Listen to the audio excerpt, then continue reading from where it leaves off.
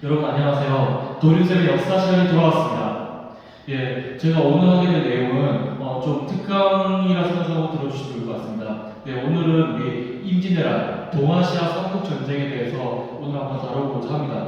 부제는 임진왜란의 발발, 과정 및 영향이라는 이 부제를 다뤄보았습니다. 예, 우리 직전 시간에 어떤 것을 학습했을까요?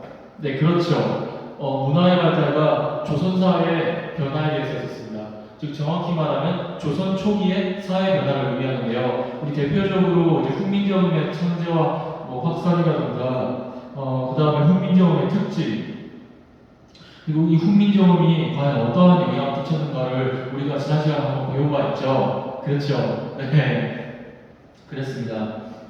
그리고 그 외에 국가주도의 서적이 어떻게 편찬되었는지 그 과정들을 보게 되었고 또 그 이외에도 이제 과학기술의 발달이라고 해서 칠정산, 그 다음에 자경루, 해시계 등등의 또 여러 가지 과학기술이 발달했던 것들도 우리가 지난 시간에 한번 살펴보았습니다. 예, 우리가 오늘은 임진왜란에 대해서 우리가 학습을 하고자 합니다. 예, 앞에 학습 목표 보이시죠? 네, 이 학습 목표를 선생님과 여러분들이 한 목소리로 읽어보겠습니다. 시작! 임진왜란이 발생한 배경과 전개 과정을 설명할 수 있다. 2. 임진왜란을 극복한 원동력과 왜란이 동아시아에 미친 영향을 파악할 수 있다. 네, 우리가 이 두 가지 학습 목표를 가지고 우리가 이번 시간에 임진왜란에 대해서 한번 배워보겠습니다.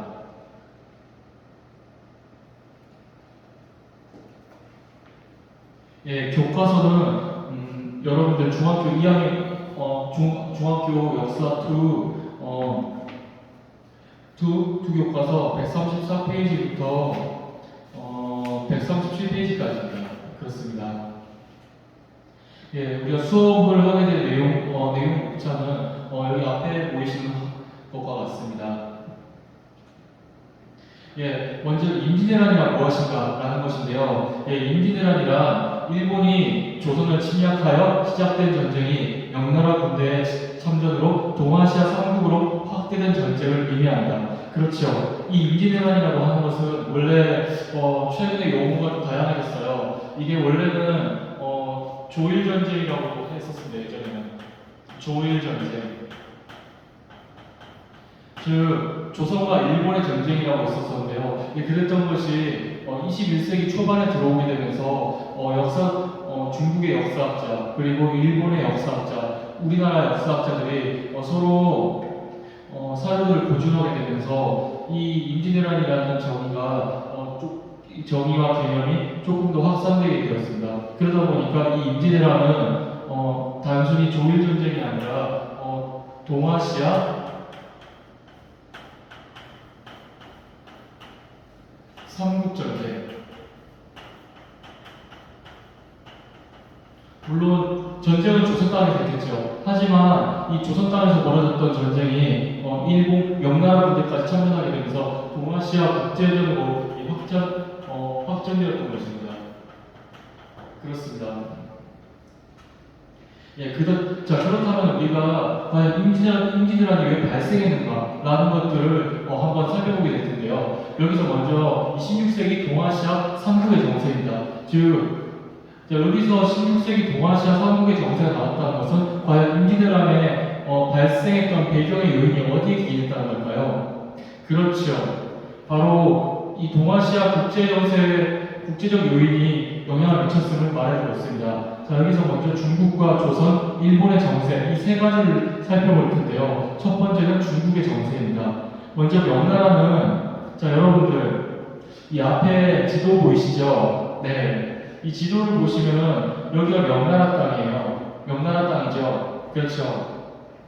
근데 이 명나라 땅이 이렇게 있는데 이 명나라가 이때 당시 명나라 가정제 때부터 좀 위기를 맞게 됐어요. 어떤 위기를 맞게 됐냐면 우선 명나라 북쪽에는 타타르부라고 해서 몽골족이 이렇게 흥황하고 있었고 남쪽으로는 일본, 외구가 이렇게 성장했습니다. 이때 당시에 일본은 전국 시대가 한창이었어요. 그러다 보니까 다이거들끼리 서로 날리면서 싸울 뿐 아니라 또 때로는 조선을 침략하기도 하고 또 때로는 이제 명나라 남쪽 지역을 바다를 통해서 침략한 일들도 있었습니다. 즉 쉽게 말하면은 이 북로남해 위기라는 것은 명나라 가정대 때 남북으로부터 외적에게 둘러싸여 위협받던 것을 의미하는데요. 더 구체적으로 말씀드리면 아까 선생님이 말했던 것과 비슷합니다. 북로는 북쪽의 타타라인을, 남해는 남쪽의 왜구를 말하는 건데요. 이때 이 북쪽에는 이제 그랬던 것이 임진왜란 직전부터 여신족들이 요동 지역에 흥왕하게 되면서 누란치 세력들이 성장하기도 합니다. 자, 그렇기 때문에 이것을 통해서 우리가 무엇을 알 수 있냐? 지금 명나라 통치성의 문제점이 드러나는 등 정치적으로 혼란해지기 시작하는 이 시기를 말해줍니다. 라고 이렇게 이해를 해주시면 좋을 것 같습니다. 예, 그 다음에 두 번째는 내부적 위기로서, 즉 내부의 정치적 혼란이 가능되었던 거예요. 자, 원래 장거정이라는 인물이 있었습니다. 그런데 황간 세력들이 황제의 땡을 믿고 너무 바로가 심해져요. 그러니까 원래 개혁을 하려 했는데 아무래도 기존의 자신의 기득권을 챙기기 위해서 황간 세력들이 엄청 바로가 됐어요. 그러다 보니까 장거정의 개혁을 실패로 돌았고 황간 세력들은 그 이전보다 훨씬 더 바로하게 되고, 그러다 보니까 이게 어떻게 되냐, 국력의 쇠퇴로 이어지게 됐습니다. 자, 명나라의 혼란을 살펴보았다면 다음으로는 조선의 혼란에 대해서 한번 살펴볼 텐데요. 자, 그렇다면 이때 당시 조선은 어땠을까라는 거예요. 예, 여러분 앞에 그림 보이시죠? 네, 이 그림 보시면은 마치 싸우고 있지 않나요? 이 둘이 싸우고 있죠. 이것이 무엇을 말하는가 하면 다음과 같습니다. 자, 조선은 중종, 인종, 명종대를 거치면서 지금 외척 세력들이 정권 잡게 됩니다. 이들을 척신세력이라고도 하는데요. 즉 명종 때는 척신 윤원영이라는 이제 인물과 또 그 위에 윤원영의 누나이자 명종 임금의 엄마였던 문정왕후가 통치했던 시기였었습니다. 이 척신 세력들의 집권 때문에 민생이 피폐해졌었어요. 왜냐하면 수령들의 탐욕이 심해졌고, 그러다 보니까 중앙 관리들은 더욱더 잘 살게 되고 더 권력을 부리게 되는데, 반대로 그만큼 백성들의 민생은 더 파탄났던 거죠. 그랬던 것이 문정왕후가 죽고 이제 척신 세력들이 몰락할 조짐 보이며, 그 다음 명종이 죽으면서 그동안 정치적으로 배제되었었던 이 살인 세력들이 등장하게 됐습니다. 등장했고 집권했어요. 하지만 이 살인 세력들이 어떻게 됐냐? 집권해서 잘했을까요? 아닙니다. 집권해서 정치를 잘 수습하지 못했어요. 즉 윤원영이라든가 신통 같은 외척 세력, 즉 척신 세력들을 어떻게 청산할 것인가를 둘러싸고 서로 의견이 갈라졌어요. 그래서 그 철저하게 숙청해야 한다는 세력은 봉인 세력이었고, 아니다, 그래도 온건하게 가야 된다, 봐줘야 된다, 그것이 서인 세력이었어요. 이렇게 동인과 서인으로 갈라져서 당파 싸움이 심화되었습니다. 그렇죠.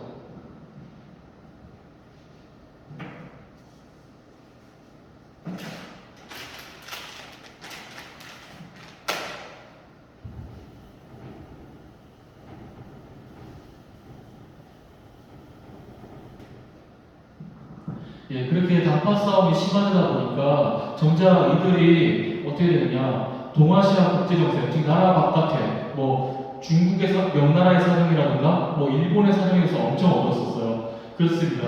조선은 선조가 즉위했어요. 선조가 이제 즉위했고, 그러면서 이제 그동안 명종 때까지 중앙 정치에서 소외되었던 살인 세력들이 주류가 되었어요. 그렇지만 어떻게 되냐, 동인과 서인으로 갈라졌어요. 이 동인과 서인으로 갈라졌었고요. 그러다 보니까 어떻게 되냐, 이 당파 싸움에 당파 싸움이 심화됐죠. 오히려 그 이전보다 당파 싸움은 심화되었고,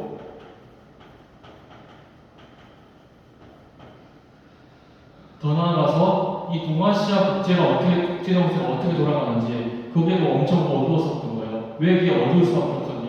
단순히 당파 싸움 때문인가요? 물론 그것도 엄청난 요인을 차지했었지만은 그보다 더 심각한 것은 200여 년 가까이 조선은 외침이 거의 없었어요. 아예 없었던 건 아니었지만은 외침이 뭔가 전면전과 같은 외침이 없었다는 것을 말하는 것입니다. 그런 이제 오랜 기간 동안에 전면전적인 외침이 없었기 때문에 이들은 이제 아무래도 안일에 빠질 수밖에 없었죠.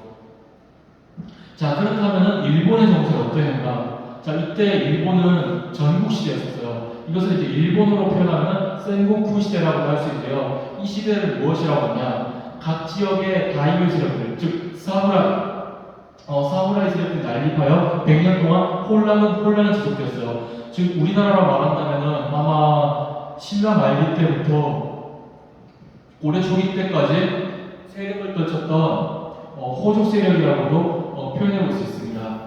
여러분 이해되세요? 계시죠? 그렇습니다.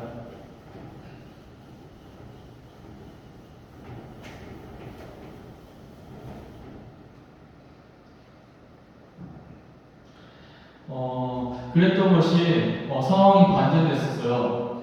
자, 1590년 이때는 조선 선조임금이 한참 통치를 하고 있을 때였습니다. 자, 이때 일본이 어떻게 됐냐? 여기 사진 보이실까요? 네, 보이시죠?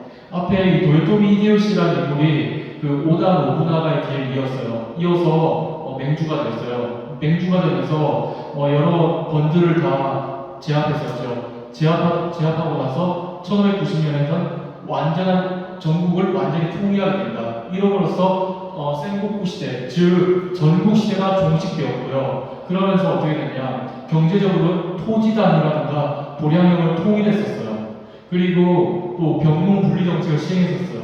자, 이렇게 일본이 전국을 수습하고 통일했어요. 하나로 뭉쳤죠. 그러다 보니까 경제적으로도 다 모든 것을 통합했고, 그 다음 병농도 분리하게 되면서 싸울 수 있는 병사들, 그리고 농사지을 농민들을 이제 함께 구분했었어요. 이렇게 나누다 보니까 일본은 이제 힘이 더 커질 수밖에 없었죠. 자, 이렇게 하나로 결집된 힘이 어떻게 되냐? 이제 밖으로 갈 수밖에 없는 상황이었어요. 자, 이때 도요토미 히데요시가 표방했던 게 있었습니다. 그것이 뭐냐? 정명입니다. 자, 여기서 선생님이 한자를 썼어요. 이렇게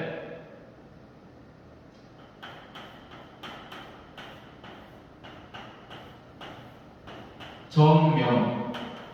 이게 뭐냐 하면은 칠정자의 명나라 명자를 의미하는데요. 즉 무슨 뜻이냐? 즉 명나라를 정벌하자 이거예요. 명나라를 정벌하지만 명나라 정벌하면 어떻게 되겠어요? 먼저 조선 땅 거쳐야 합니다. 조선 땅 거쳐서 북진하고 또 서진해서 조선 먹어치우고 명나라까지 다 제압해서 동아시아를 일본의 천하로 만들자라고 이렇게 표방을 했었어요. 자, 이것이 임진왜란의 직접적인 원인으로 작용했습니다. 자, 이때 선생님이 방금 말씀드렸던 것처럼 도요토미 히데요시는 정명을 표방했어요. 그리고 일본의 사신을 조선의 선조에게 보냈죠. 그러면서 어떻게 되냐? 여기서 이들이 요구했던 건 구체적으로 있습니다. 앞에 정명가도라고 이렇게 요구했어요. 자, 그렇다면 선생님, 정명가도가 뭐예요? 이렇게 물어볼 수 있죠. 예, 그렇습니다. 여기서 정명가도란 명나라를 공격할 수 있도록 길을 빌려달라라는 의미인데요. 자, 이렇게 조선 선조임금에게 요구를 했어요. 자, 그렇다면 여기서 선조임금 어떻게 했을까요? 수용했을까요? 아니죠.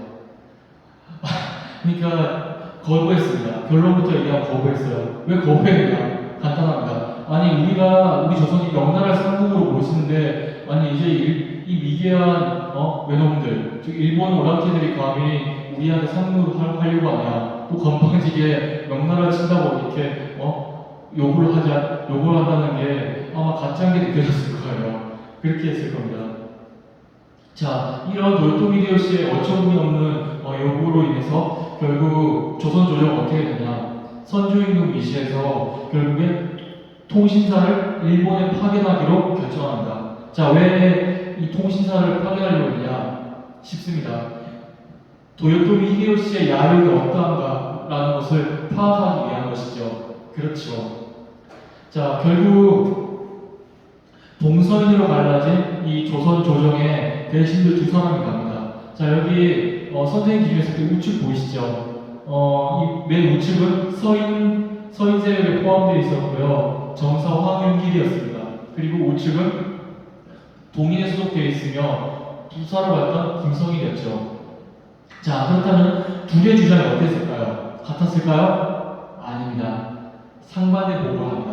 자, 우선 정사 황윤길은 이렇게 보고를 합니다. 전하, 도요토미 히데요시는 야심이 큰 인물입니다. 외적이 치도할 것이니 반드시 대비하셔야 합니다. 라고 이렇게 했고요. 반대로 동인 측에 소속됐던 김성일은 다르게 보고 있어요. 아닙니다, 전하. 도요토미 히데요시는 일개 미개한 민족의 우두머리입니다. 그가 어떻게 우리 조선을 거쳐서 명나라를 치겠습니까? 하면서 이렇게 상반을 보고했죠. 자, 거기에 대해서 선조가 어떻게 반응했을까요? 아니랬어요. 결론부터 얘기하면 아니란 마음이 있었고, 이 아니란 마음이 어떻게 나왔냐? 일본 따위가 어찌 우리 조선을 치고 상국으로 섬기는 명을 정벌하겠는가? 라고 이렇게 반응합니다. 결국 김성인의 손을 들어주었죠. 결국 아무런 대비를 하지 않습니다. 자, 거기다 그렇다면은 명나라는 이 도요토미 히데요시 정명에 대해서 어떻게 인식했을까요? 결론부터 얘기하면은 조선과 일본이 손을 잡고 우리 명나라를 치려는 것이 아닌가라고 이렇게 오해를 하게 됩니다. 왜 이렇게 오해를 하게 되느냐 하면은 사실 명나라도 조선에도 명나라의 경우에도 조선 그리고 일본 둘 다 첩자들을 파괴합니다. 왜냐하면 그들의 사정을 염탐하는 거죠. 그들의 첩보를 엿보는 가운데 일본에서 공공연하게 도요토미 히데요시가 명나라를 치려한다는 소문이 나돌았을 거예요. 이제 이런 소식을 접했을 텐데 거기에 설상가상으로 조선의 사신이 왔네. 이렇게 되니까 명나라 입장에서는 이 조선 어떻게 볼까요? 당연히 조선 얘는 원래 우리의 그 제후국인데 얘네가 왜 일본에 왔지? 혹시 우리 치려고 하는 거 아니야? 이렇게 의심했던 거죠. 자, 이러한 사이에 결국 임진왜란이 발발합니다.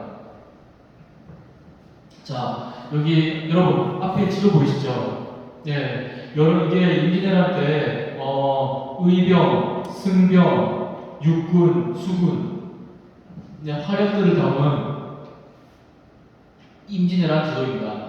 여러 가지 있지만 간략하게 말씀드리겠습니다.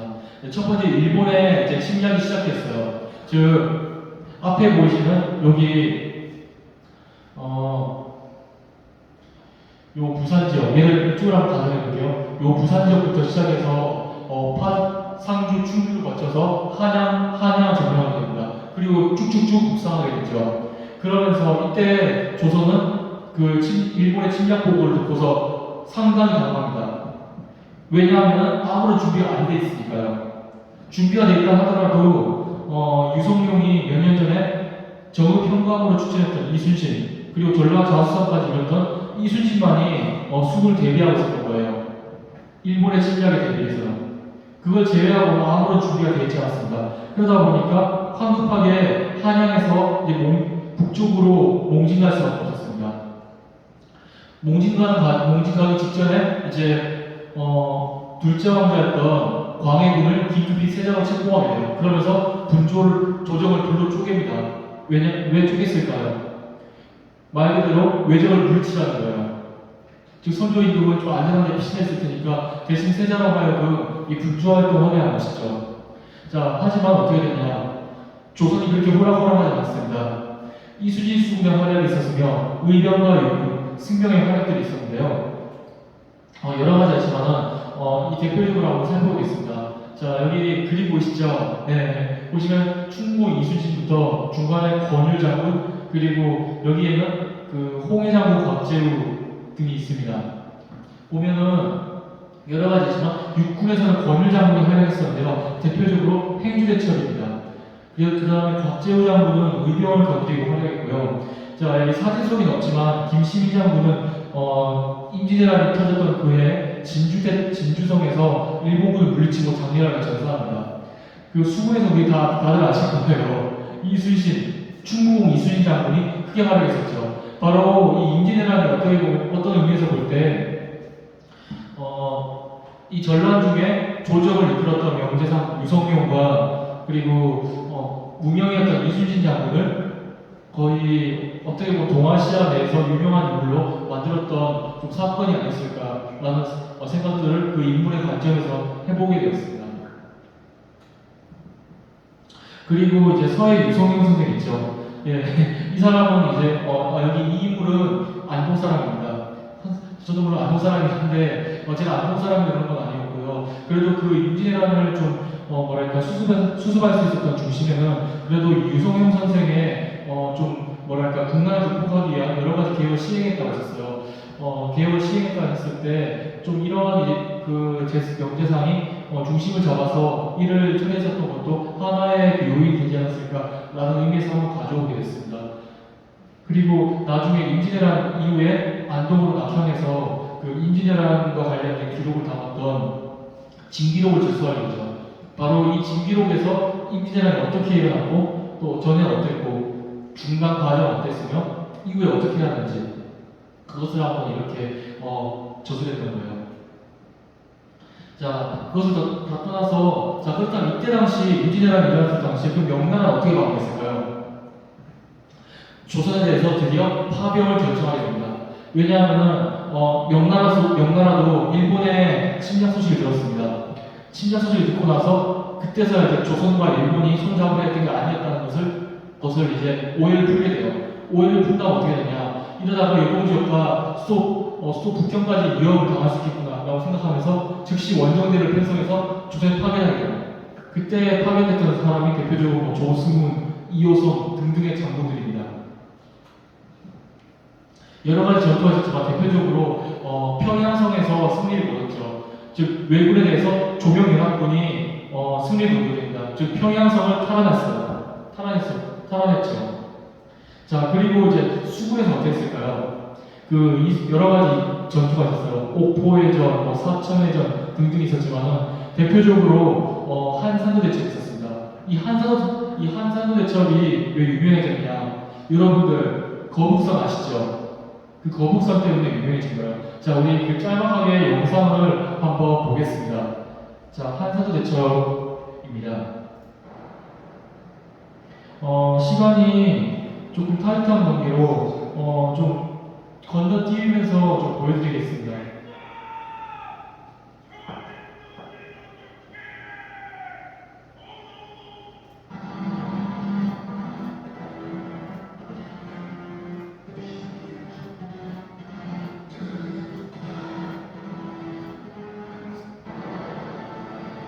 자, 이렇게 일모군이 이렇게 쭉 진격하게 됩니다. 이것이 영화 한산에서의 한 장면이었는데요. 스케일이 좀 제법 좋아서 가져왔고 또 여러분들이 이제 각인하기가 조금 쉬운 것 같아서 한번 따오게 했었습니다. 자, 이렇게 일본의 배들이 진격해 가고 있죠. 중 이순신의 함대로 접근하기 시작합니다.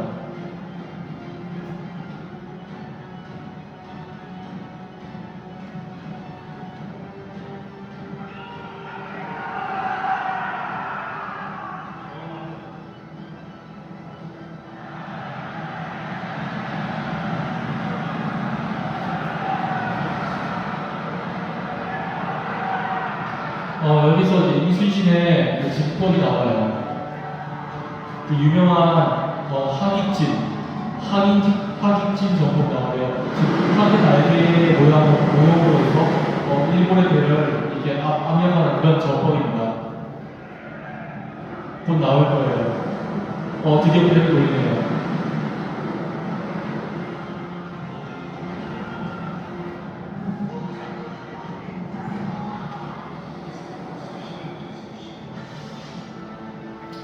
일본군이 이순신의 이 전략과 또 전법을 전혀 파악하지 못하고 있습니다.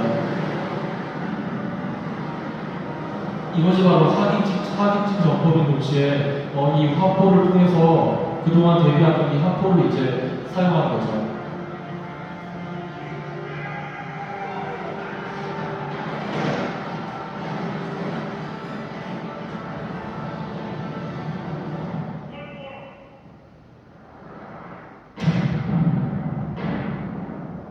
자, 여기서 이순신 장군이 흥민이란 직전부터 일본의 침략에 대비했던 것들 드디어 결실을 보게 됩니다.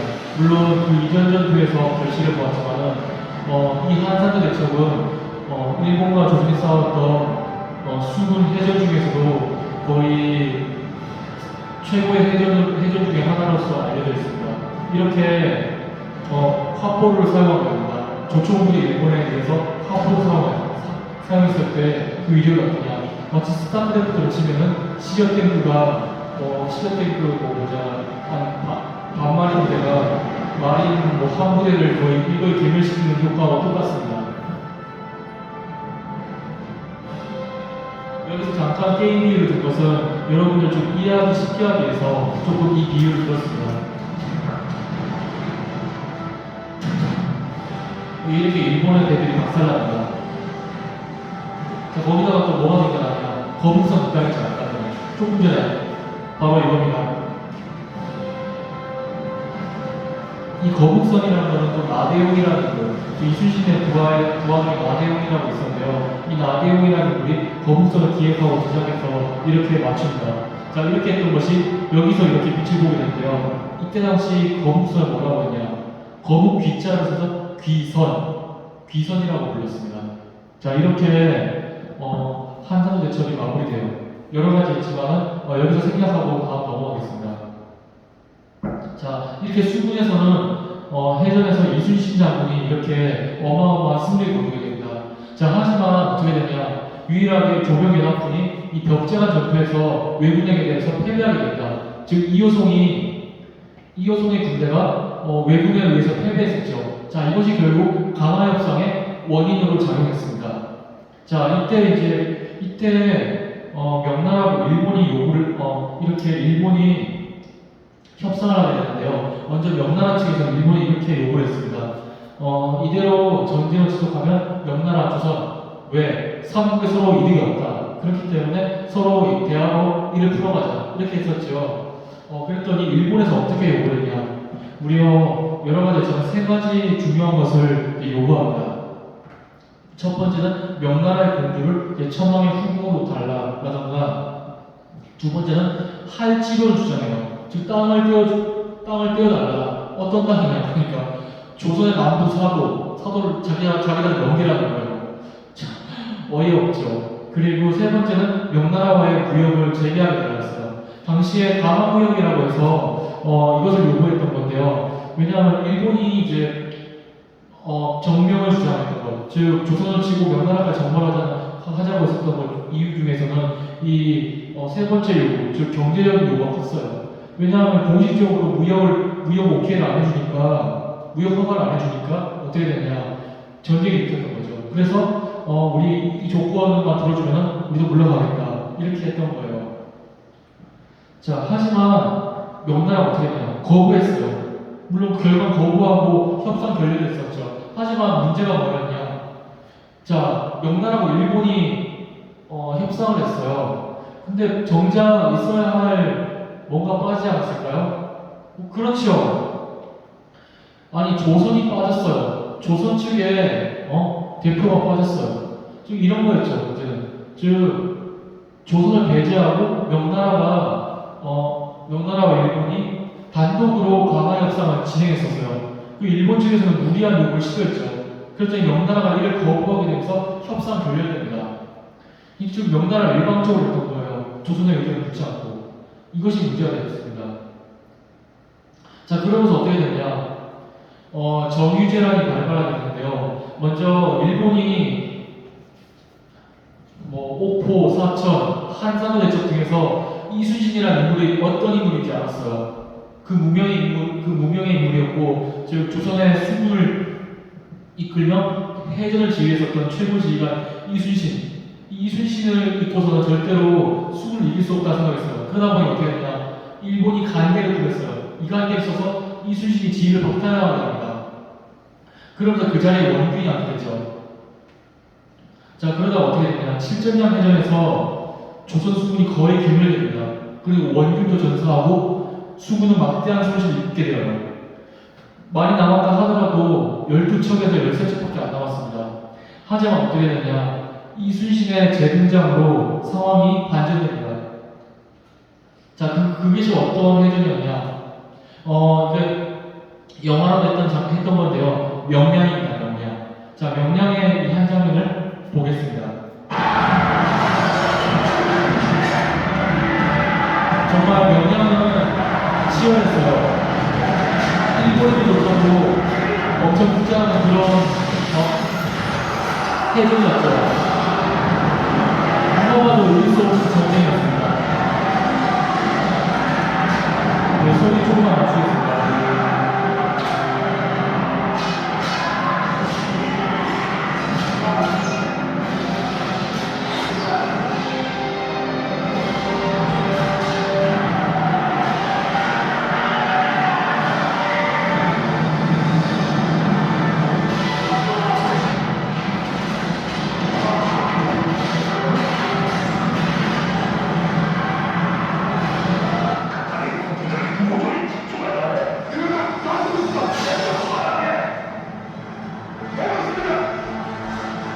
하지만 수없이 밀려드는 왜군에 이순신은 회심의 일격을 준비합니다.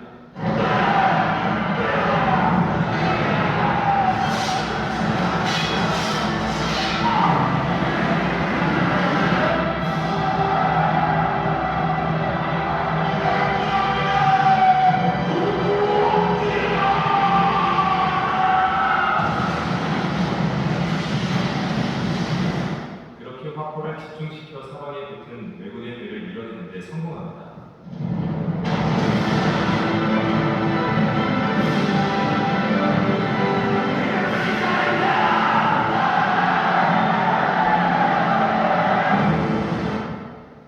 자, 이렇게 명량의 이 한 부분을 보여줬습니다. 자, 여기서 이순신 수군이 얼마 안 남았어요. 복귀했을 때. 남아있어봤자 아까 몇 척이나 했었죠, 선생님이? 방금 전에 12척이나 남았었습니다. 12척밖에 안 남았어요. 그러다 보니까 조선 저쪽에서는 수군을 없애는 게 많으니 이렇게 얘기하게 됩니다. 또 이제 병사들은 두려움이 들었고요. 이때 이순신이 어떻게 되냐? 먼저 선조이구한테 장교를 해요. 전하, 신에게는 아직 12척의 배가 남아있습니다. 만약 여기서 우리가 길을 내주게 되면 바로 황해를 거쳐서 도성까지 바로 이르게 됩니다. 이렇게 권해있었어요. 그리고 나서 부하 장수들 또 병사들에게 어떻게 되냐? 필생즉사, 필사즉생. 즉 살고자 하면 죽을 것이요, 죽고자 하면 살 것이다 라는 이 각오로 일본의 130척이 넘는 함대와 전투를 벌이게 됩니다.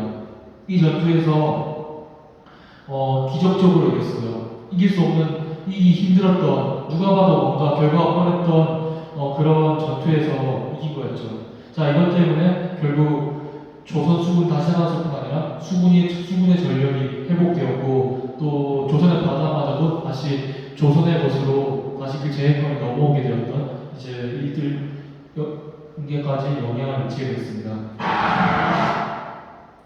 자, 여러분들 선생님 말은 소개했던 바로 영향이에요. 자, 그리고 이때 정유재가 발발하고 나서 어떻게 됐냐? 그 다음에 도요토미 히데요시가 사망하게 됩니다. 자, 도요토미 히데요시가 누구인지 아시죠? 바로 정명을 주장하면서 임진왜란을 일으켰던 장본인이었어요. 그 장본인이 사망했습니다. 자, 그러다 보니 어떻게 됐냐? 일본에서는 거대한 권력의 공백이 존재하게 됩니다. 그러면서 도요토미 히데요시 치하에서 숨죽여 있었던 도쿠가와 이에야스 세력들이 드디어 부상하게 됐었죠. 그러면서 일본은 20년 가까이, 아니 정확히 15년 동안 내전을 겪습니다. 자, 그리고 이때 어떻게 됐냐? 이제 철국명령이 이어지게 돼요. 자, 이때 이제 마지막 전투가 벌어지는데요. 그것이 바로 그 유명했던 노량해전입니다. 여기서 이제 이순신 장군을 전사하게 돼요. 자, 노량의 한 장면, 이 영화의 한 장면을 이제 한번 보겠습니다.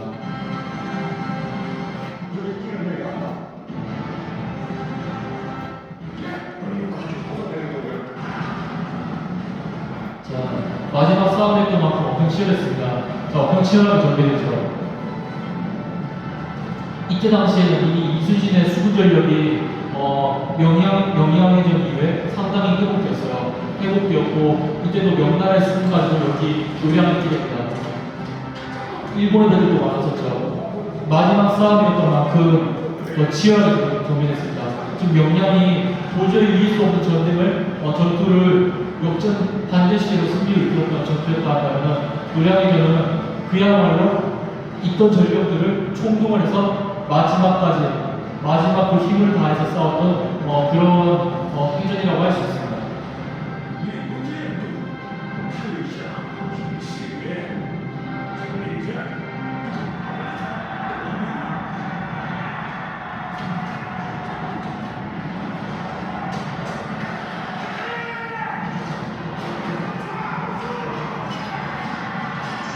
싸움 치열하죠.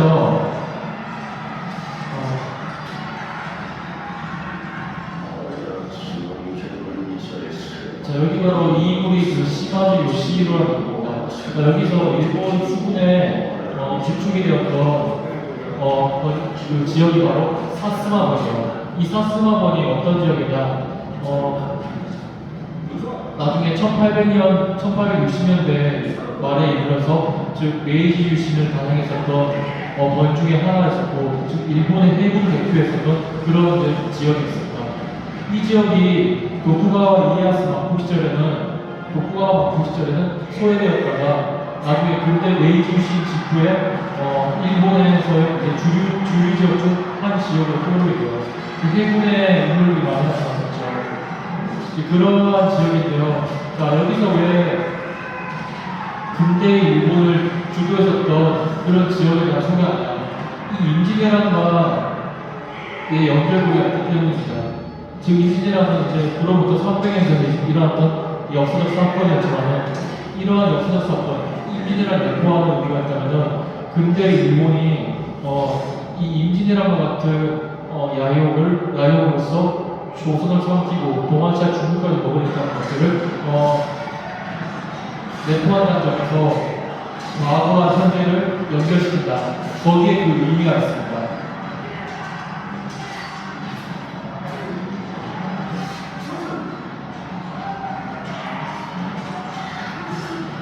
치열하죠.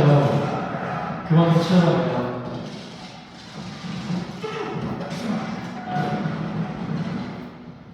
조금 넘기면서 보겠습니다.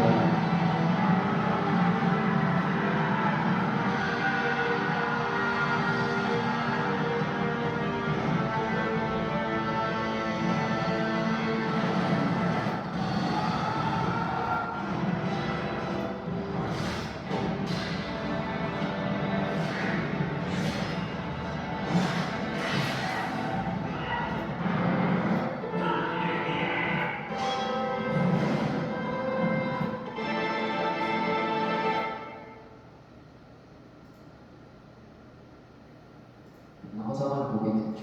오늘도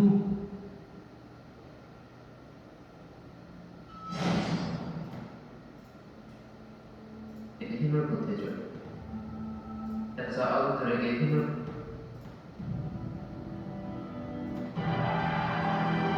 이번 치는 이순신을 향해 교총을 겨냥하지만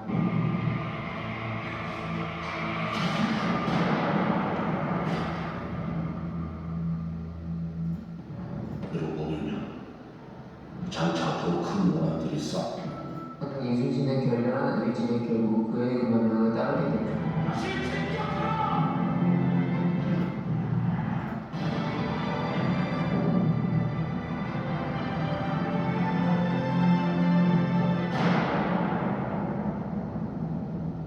결국 계속 치기 시작했죠. 싸움을 이어서 가요.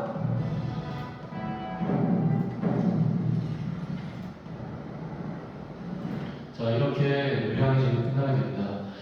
이 싸움에서 조선과 명나라의 연합군이 승리를 거뒀습니다. 하지만 이 싸움에서 어떻게 되냐?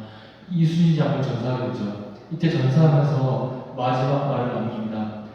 나의 죽음은 저에게 알리지 말라. 이러한 결연한 이순신 장군의 그런 의지가 아니었다면 과연 이 임진왜란을 종결시킬 수 있었을까라는 생각들을 해보게 됐습니다. 물론 이 이순신 장군에 대한 것들은 그 유성영 선생이 저술했던 그 징비록에 그 이순신 중심의 사관이 나타나다 보니까 조금 어떤 면에서 볼 때는 좀 미안한 측면도 있다고 했었어요. 하지만 그렇다고 해서 이순신 장군의 공을 무시할 수 있냐? 그것도 아니에요. 그러다 보니까 이거를 중요한 것은 이거죠. 이순신 장군의 그 화력과 존재에 대해서 인정하지 않을 수 없어요. 다만 그럼에도 불구하고 어떠한 시각을 가졌냐? 그 이순신 장군 중심으로 선생님이 보여주긴 했었지만은 사실 이순신 장군뿐 아니라 뭐 권율, 그 김시민 장군, 그 다음에 등등 또 서산대사와 그 다음에 사명대사 등의 여러 활약들도 있었다는 것들, 이러한 것들을 좀 더 선생님 균형 있게 알려줘야 하지 않을까라는 생각을 해보게 됐습니다. 자, 그렇다면은 이제 결론을 맺겠습니다. 자, 임진왜란이 동아시아 삼국에 미친 영향인데요. 먼저 조선이 어떤 영향을 받았을까요? 먼저 전쟁에서 얘기했지만 조선 전체가 다 전쟁터가 되었기 때문에 여기 그림을 보시는 것처럼 민생이 황폐해졌습니다. 그리고 이제 수많은 포로들이 끌려가죠. 물론 성리학자들도 끌려갔지만 특히 일본에서 가장 중요하게 생각했던 건 도자기였습니다. 즉 도자기 기술자들이 조선에 많이 있다고 하는데요. 이들이 많이 끌려갔죠.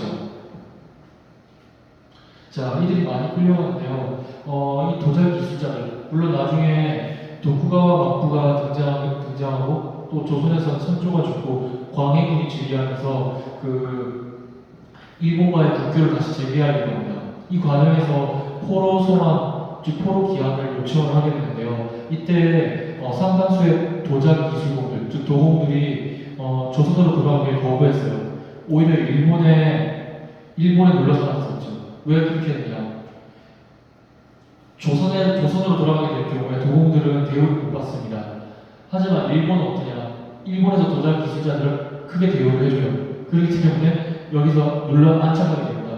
결국 이들이 이렇게 1세대, 2세대, 3세대로 이렇게 안착하게 되면서 안착하게 되는데 나중에 이 중에 태평양 전쟁을 일으켰던 그 주역 한 사람 바로 도고 시게노리라는 인물이 있습니다. 이 인물을 왜 가져왔느냐? 아니 선생님 임진왜란에 대해서 하는데 왜 그때 인물을 가져왔어요? 이럴 수 있어요. 맞습니다. 왜 이 인물이 중요하냐? 한국계 일본인이요. 물론 태평양 전쟁을 이렇게 주장했었고 회고록에서조차도 그 태평양 전쟁, 대동아 전쟁이라고 공표할 정도로 반성 없는 이제 그런 글들을 실었었어요. 회고록에. 하지만 이 인물이 어떠냐? 한국계 일본인인데요. 그의 조상이 어떠한 사람이었냐? 임진왜란 때 도자기 기술공들이 포로를 끌려와서 됐잖아요. 그 후손 중에 한 사람 바로 이 사람입니다. 즉 몇 세대를 거쳐서 했던 건데요. 즉 자기 아버지까지 도자기 기술자였다가 자기부터 이제 공부를 하고 외교관 공부하기 시작해서 이 일본의 외교관이 되었고 또 또 이제 최고 외교를 움직이는 최고 최고 관료가 되었었습니다. 자, 그걸 다 떠나서 선생님이 왜 이걸 얘기했느냐? 비록 임진왜란이 끝났었지만 임진왜란이 가져다줬던 영향이 작지 않았다는 것, 그리고 또 그 후손들의 그 포로에 대한 문제라든가 이런 것들이 여전히 남아있었기 때문에 그래서 이렇게 가져왔습니다. 마치 이런 거였죠. 고대의 삼국시대 중에서 고구려로 치면은 고구려 고국원, 그러니까 소수리방의 아버지의 불교를 공인했던 이 소수리방의 아버지 때 그 선비족이 있었던 전현, 즉 연나라와 전쟁을 많이 벌이게 됩니다. 근데 그 과정에서 수도가 거의 유린되어요. 그 과정 어떻게 됐냐? 유린되다 보니까 그때 고구려인들이 많이 중국 땅으로 끌려가 됐습니다. 즉 연나라 땅 끌려가 됐었죠. 연나라 땅 끌려가다 보니까 포로 1세대, 2세대, 즉 3세대까지 살았던 그런 경험들이 있었는데요. 마치 그것과 흡사하다고 보시면 되세요. 이해되실까요? 되시죠? 자, 그리고 다 떠나서 다시 원점으로 돌아오면 조선은 이렇습니다. 임진왜란 종결 이후에 광해군이 즉위했어요. 그리고 이제 일본에서도 내전이 한창 중이었지만 도쿠가와 이에야스가 중심을 잡아가고 있었고요. 이때 어떻게 되냐? 일본의 통신사를 파견해서 국교를 회복하게 됩니다. 자, 그렇다면 동아시아 전체 어떻게 되냐? 여러분들 알다시피 일본에서는 이제 도요토 히데요시 가문이 올라가고 또 후가와 이에야스가 이제 집권하게 되면서 에도 막부 시대를 개창하게 됩니다. 그리고 도쿠가와 막부가 300년 가까이 이어졌죠. 그리고 중국 대륙에서는 명나라가 쇠퇴하고 누르하치의 여신족이 흥왕하게 되면서 어떻게 됐냐? 후금을 거부하게 됩니다. 이 후금은 나중에 그의 아들이었던 청태종 홍타해질 때 이 청나라를 바뀌었죠. 그랬습니다. 자, 이상으로 이 임진왜란에 대한 내용들에 대해서 마무리 짓는데요. 그 마무리 짓기 전에 먼저 임진왜란의 의미에 대해서 다시 한번 정리하겠습니다. 여러 가지 있지만 이 세 가지로 한번 구분해 보았습니다. 첫 번째는 중국 중심의 동아시아 질서를 뒤집으려고 했었던 좀 최초의 전쟁이 아닐까라는 이제 의미를 가져왔고요. 두 번째는 한반도에서 동아시아 삼국이 교전했었던 최초의 전쟁이라고 할 수 있습니다. 동아시아 2국 아니에요? 3국입니다. 즉 중국과 우리나라가 전쟁을 많이 했었어요. 북방민족들하고 전쟁을 많이 했었지만 그러나 중국, 일본, 그리고 우리 조선, 우리나라까지 이렇게 3국 교전했던 것은 이 전쟁이 처음이었어요. 선생님이 이렇게 보나 저렇게 보나. 그리고 세 번째는 동아시아 최초로 아까 이순신 장군 수군 때 뭐 해서 하겠죠? 화포를 많이 사용해요. 대포, 화포, 그 다음에 일본군 조총. 즉 이게 어떻게 되냐? 동아시아 최초로 화약을 사용한 전쟁이라는 점에서 이 한번 의미를 가져볼 수 있게 됩니다. 예, 이상으로 임진왜란에 대해서 갈무리하겠습니다. 예, 부족한 선생님의 수업을 들어주셔서 감사합니다.